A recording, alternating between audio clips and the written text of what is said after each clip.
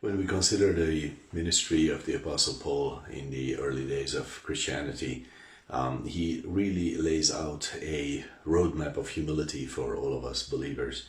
It is an amazing picture if you look at how he dealt with things, and of course he wasn't perfect. We could say he failed at certain things, but when we look at his ministry, one thing is unmistakable, and it is his amazing attitude of humility to those whom he was serving. And welcome to this morning's jolt, and I trust it's going to be a good jolt for you spiritually. 1 Corinthians 9:19, the Apostle Paul says, "For though I be free from all men, yet have I made myself servant unto all, that I might gain the more." I love this. This is an amazing attitude. It's about people in general, actually. It's not just about believers. It's not just about good people. It's not just about people who are willing to receive the Christian message. He is saying, first of all, that he's free from all men, which means that you and I as believers, it is not that we are somehow indentured servants of anyone.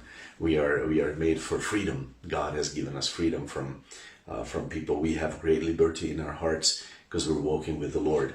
But what does that liberty lead us to?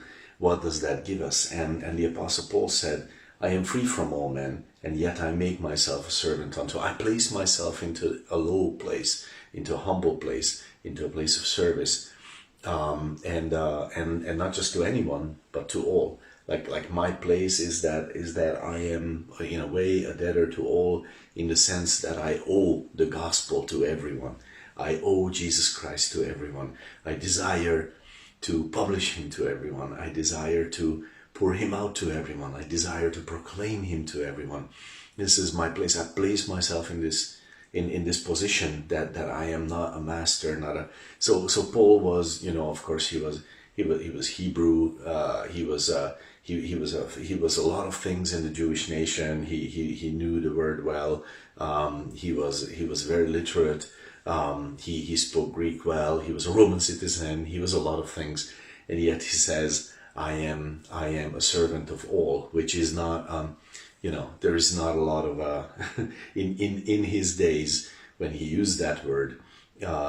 It wasn't an exotic thing, that I am a servant of all. It was just a low place, and that was it, as if we would say today, I don't know, what would be a low position. I am the, I am the guy who fixes your pipes when they get clogged. I am the guy who, I'm the garbage collector or something. I don't know what exactly is low in your society, but that's the place where he placed himself.